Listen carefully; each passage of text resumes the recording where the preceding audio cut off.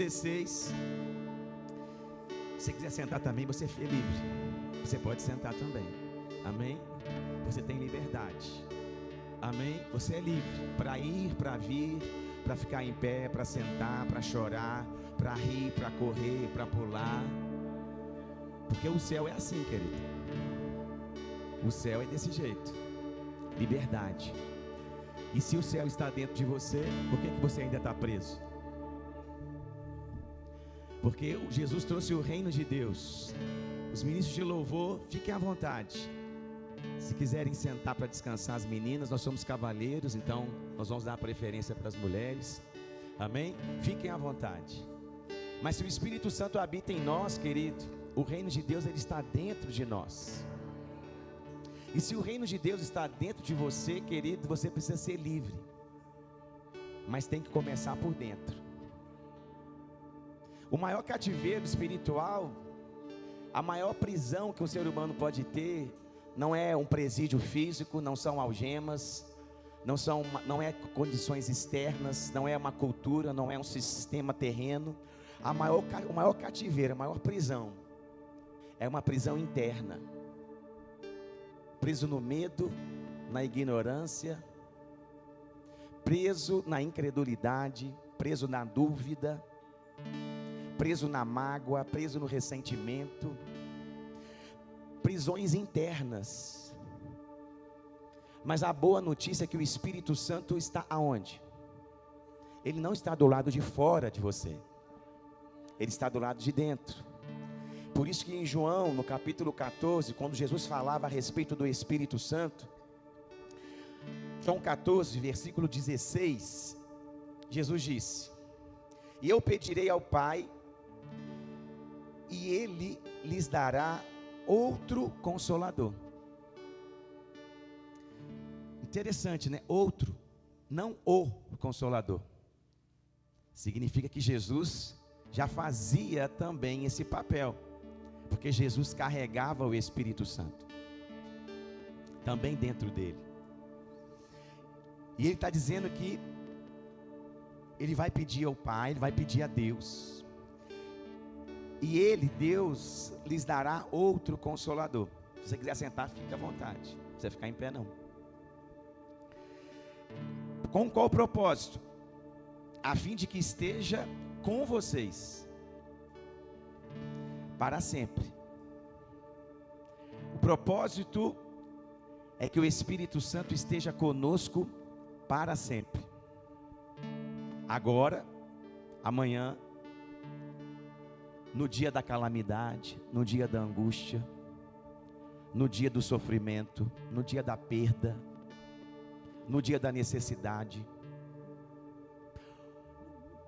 O propósito é que o Espírito Santo esteja conosco em todos os dias e momentos. Por isso você nunca está sozinho.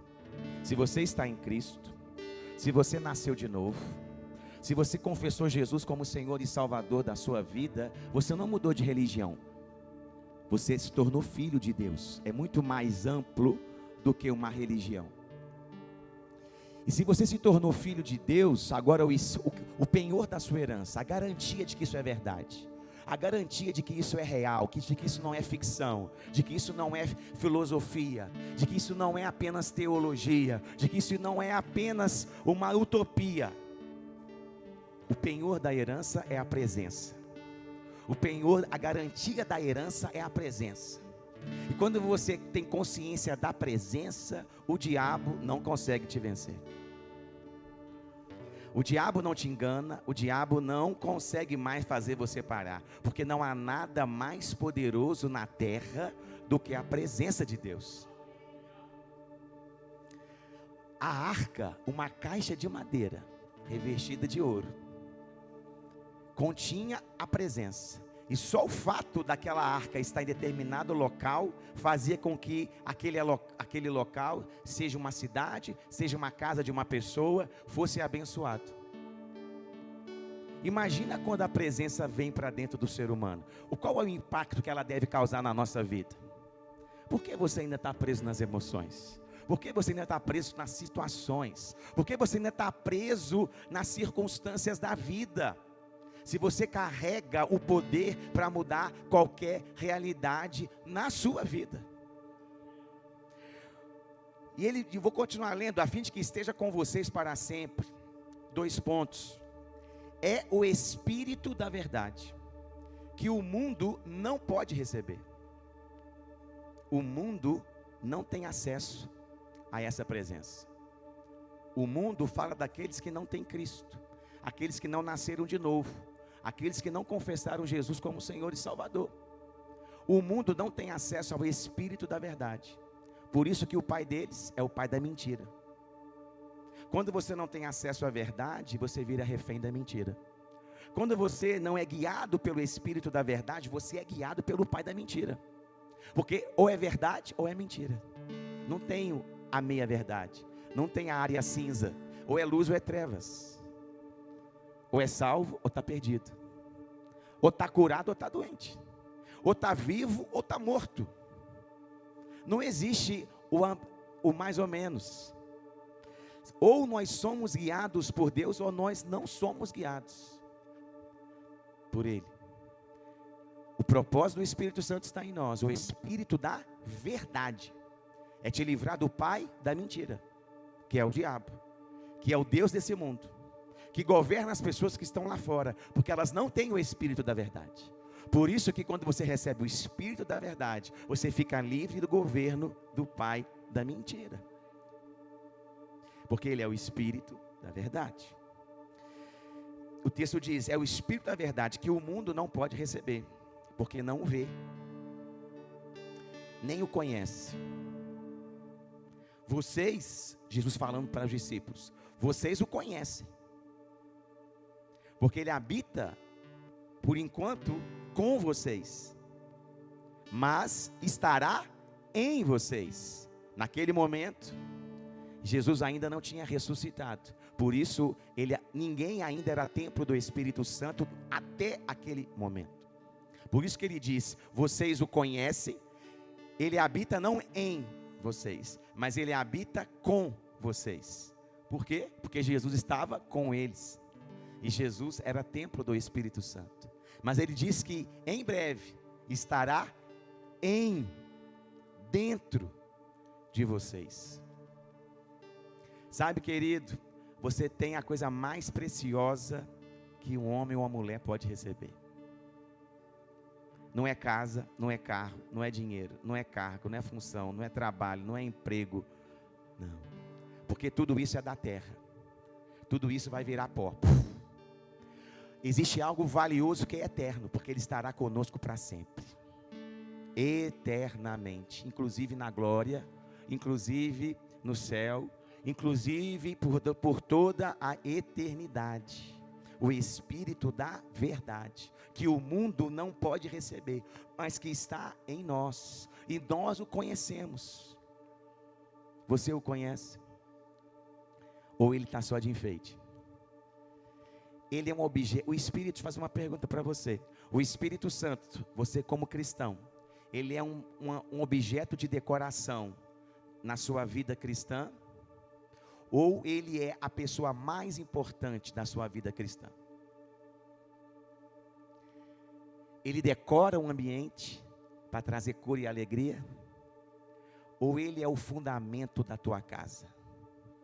Ele é o fundamento da sua vida. É aquele que você adora em espírito e em verdade. É aquele que você honra todos os dias. É aquele que você agradece a Deus. Obrigado, Pai, porque Ele está em mim. Ele é o Espírito da verdade. Ele é o Espírito Santo. Ele é a presença de Deus. Sabe, quanto mais consciência você tem da presença, maior Ele fica dentro de você. Perguntaram para alguém, qual é o tamanho de Deus? A pessoa respondeu, depende. Qual é o tamanho que você dá para Ele na sua vida? Esse é o tamanho de Deus para você. Deus é infinito, mas para algumas pessoas Ele parece pequeno às vezes. Deus é gigantesco. Deus não consegue ser medido, mas para algumas pessoas parece que ele não consegue resolver, ajudar. Parece que Ele não fala, parece que Ele não tem poder. E as pessoas acham que Ele é pequeno. O tamanho de Deus, querido, vai ser o tamanho que Ele ocupar na sua vida. O Espírito Santo habita em você. Efésios, capítulo 1, versículo 17, o apóstolo Paulo orava para que aquela igreja tivesse espírito de sabedoria e de revelação. Para que aquelas pessoas tivessem a revelação do que? Da esperança do seu chamado, da riqueza da sua herança e da suprema grandeza do poder que operava na vida deles. Ou seja, o Consolador, o Paracletos, que tem como função trazer força no momento de fraqueza, que tem como propósito nos ensinar a palavra de Deus, ele também revela quem nós somos, o que nós temos e o que nós podemos fazer. Sabe por que você acha que não tem? Porque você ainda não ouviu ele dizer que você tem. Sabe por que você acha que você não pode? É porque você ainda não ouviu o Espírito Santo dizer: ei, você pode. Sabe por que você ainda não sabe quem você é? Você se acha inferior e desqualificado? Porque você ainda não ouviu ele dizer que você é filho amado. Porque quando você tem a revelação da verdade, porque ele é o Espírito da verdade, quando você tem a verdade dentro de você, você fica livre do pai da mentira. A mentira do diabo não mais aflige você. As acusações do diabo não mais tiram a tua paz.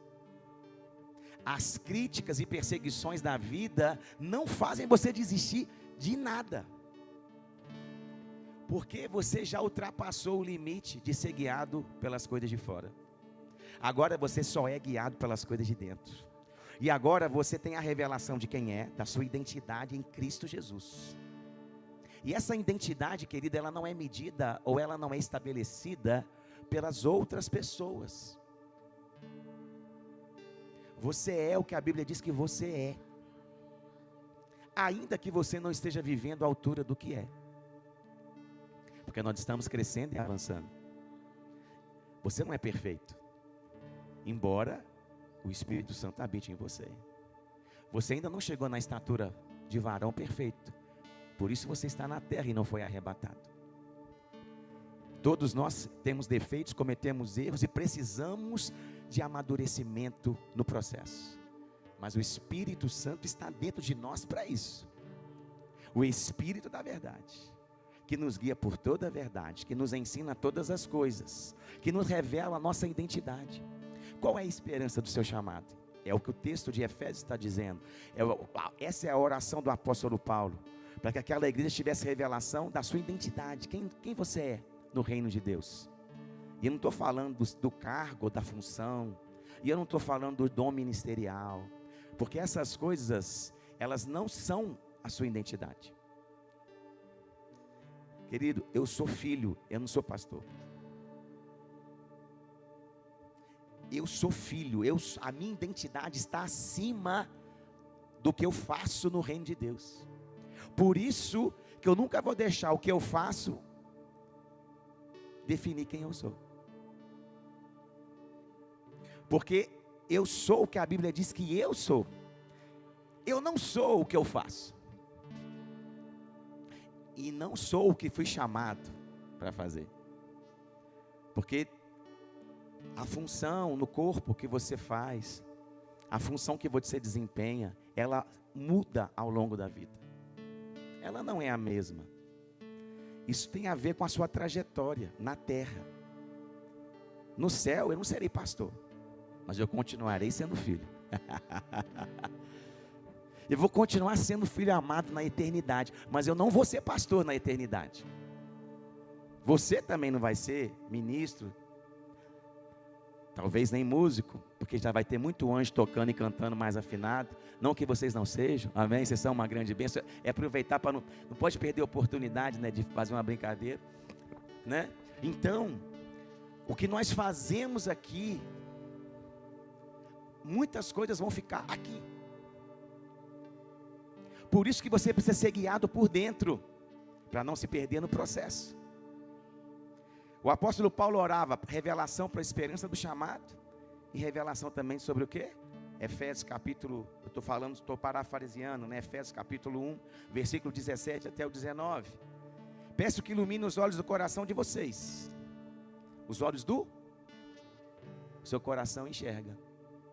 Vou te fazer uma pergunta: você enxerga mais com o coração ou com os olhos do seu rosto? Como é que você enxerga as pessoas? Como é que você enxerga a vida? Como é que você enxerga Deus? Como é que você enxerga o diabo? Com os olhos da sua face ou com os olhos do seu coração? Isso é ser guiado pelo Espírito. É enxergar a vida com os olhos do coração, não com os olhos da face, não com os olhos naturais, mas com os olhos espirituais. O teu espírito enxergando a verdade, percebendo, discernindo o que está por trás da aparência física, por trás das coisas naturais, materiais, além das circunstâncias. Espírito de sabedoria e de revelação, para você enxergar com os olhos do quê? Do coração. Enxergar o quê? Quem você é e o que você tem, a sua herança juntamente com os santos. Se você é filho, como nós cantamos aqui, você, além de ter essa identidade estabelecida no teu espírito, isso tem também, te dá direito a uma herança. O que você tem, querido, já é seu por direito. Cristo é que conquistou. Por isso que ainda que você seja excelente no que você faz, não é suficiente para ter o que você tem. Você pode ser o melhor enfermeiro de Juiz de Fora. Você pode ser o melhor na profissão que você faz. E você pode ser, amém? Excelência é algo bem, é de Deus. Mas ainda que você seja o melhor, não é suficiente para conquistar e pagar aquilo que você tem em Cristo Jesus. Porque você não recebe porque você é o melhor. Você recebe pela fé, pela graça, pela misericórdia, pela generosidade do Pai. Herança. Filho não conquista porque merece, porque é bom, porque é eficaz, porque se esforça, porque tem resultado. Não. Herança não tem a ver com a habilidade do filho, com o desempenho do filho. Não tem a ver com isso. Tem a ver com a sua identidade espiritual. Por isso, faça como o apóstolo Paulo. Ele diz: eu não julgo o que tem alcançado. E olha que ele já tinha alcançado praticamente o mundo conhecido da época com o Evangelho. Aberto inúmeras igrejas, alcançado milhares de pessoas. E mesmo no final ele dizia: quanto a mim, não julgo tê-lo alcançado, mas continuo prosseguindo para o alvo, olhando para o autor e consumador da minha fé. Ele entendeu que tudo que ele realizou, escreveu praticamente o Novo Testamento sozinho. Ele entendeu que todas aquelas conquistas, inclusive ministeriais, não só humanas, materiais, ele entendeu que aquilo tudo não era mérito dele, mas aquilo tudo só acontecia porque ele tinha uma herança, porque ele tinha um pai, e ele era obediente ao pai. Então o pai podia confiar nele, ser guiado pelo Espírito. E por último, o versículo diz: para que vocês possam discernir a suprema grandeza do seu poder. Esse texto fala de discernir três coisas: identidade, herança e poder. O poder aqui significa, é a palavra dunamis mesmo. Então tem a ver com habilidade, com autoridade, tem a ver com capacidade. Sabe, quando você realmente submete a tua vida ao governo do Espírito Santo, porque Jesus é seu Senhor, amém? Ele é seu Salvador. Salvador significa que Ele te salvou do quê? Do que Cristo te salvou? Do que Cristo te salvou? Jesus é o seu Senhor. O que significa Jesus ser o seu Senhor? Significa o quê? Que Ele é o quê? Seu dono. Então significa, querido, que a sua capacidade de escolha, o seu livre-arbítrio, embora você tenha, você deveria abrir mão. Porque se Jesus é o seu Senhor, você só vai ser guiado pelo Espírito Santo se você abrir mão da tua vontade própria muitas vezes. Porque senão você não vai conseguir ser guiado. Você não pode ser o Senhor da própria vida, fazer os próprios planos, tudo da sua cabeça, tudo do seu jeito, tudo conforme a sua opinião. Se você fizer isso, querido, Jesus não está sendo o seu Senhor. Você está se tornando o Senhor da própria vida. E aí você não será guiado pelo Espírito de Deus, pelo Espírito da verdade. E você pode tropeçar numa mentira. Para a gente terminar, nós vamos orar mais um pouco. Como eu posso então fazer para ser guiado pelo Espírito? Como honrar essa presença? Como desfrutar desse conselho? Como ter os meus olhos espirituais abertos para que eu possa desfrutar de tudo isso? Querido, Efésios capítulo 5, versículo 18, diz o seguinte: e não vos embriaguei com vinho, no qual há dissolução. Dissolução tem a ver com separação, divisão, problema, enfim, coisas ruins. Ele diz: não vos embriagueis com vinho, no qual há dissolução. Mas, ou seja, ao contrário, ao invés de você se embriagar com bebida alcoólica, o que você deveria fazer? Mas enchei-vos do Espírito, falando entre vós com salmos, entoando e louvando de coração ao Senhor com hinos e cânticos espirituais, dando sempre graças por tudo a nosso Deus e Pai, em nome do nosso Senhor Jesus Cristo. E por último, sujeitando-vos uns aos outros no temor de Cristo. O apóstolo Paulo está dizendo para um povo que era crente, que já tinha nascido de novo, que já tinha o Espírito Santo dentro deles, que eles precisavam se encher do Espírito.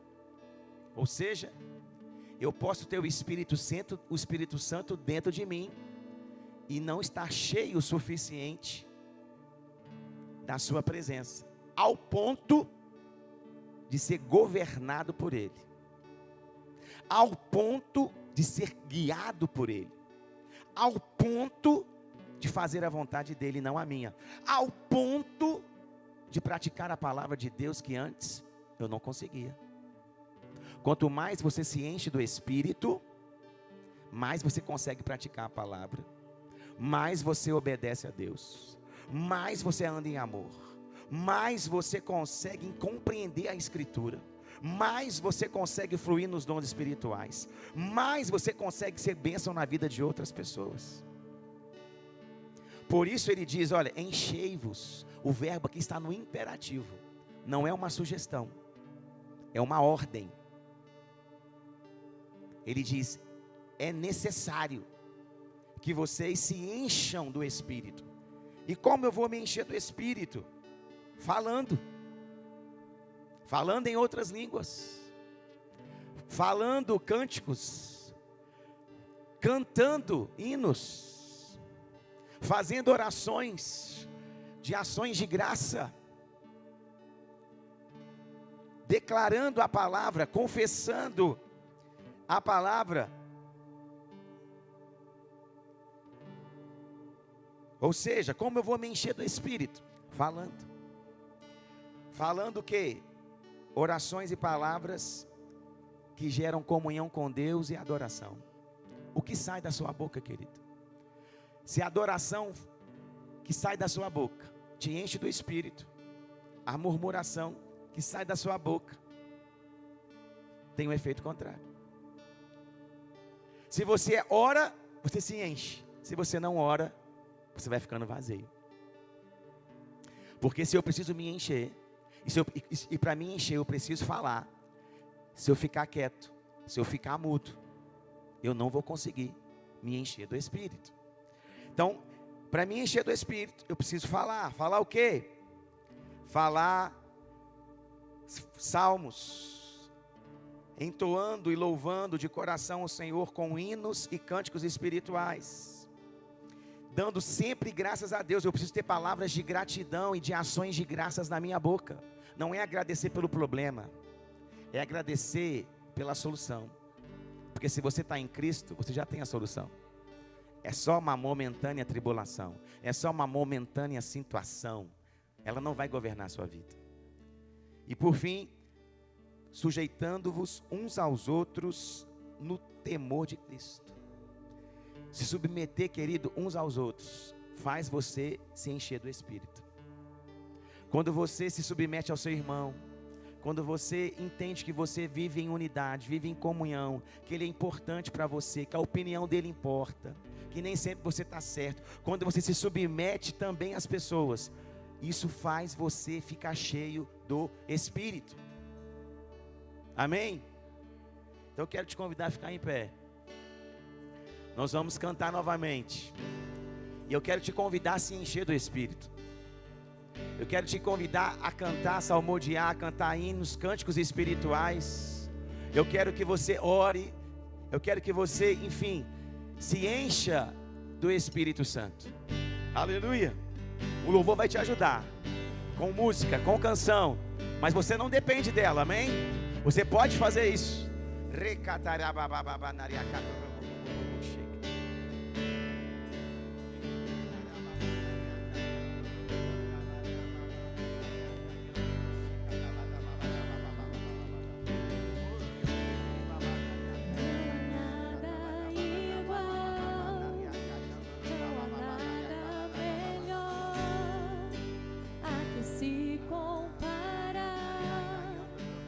Esperança viva,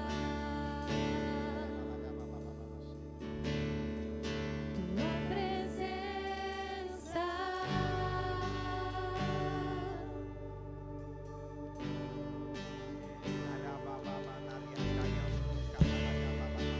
eu provei e vi o mais doce amor que liberta meu ser e a vergonha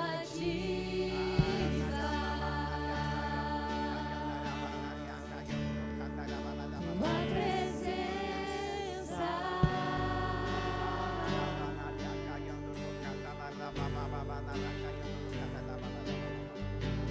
Santo Espírito, és bem-vindo aqui.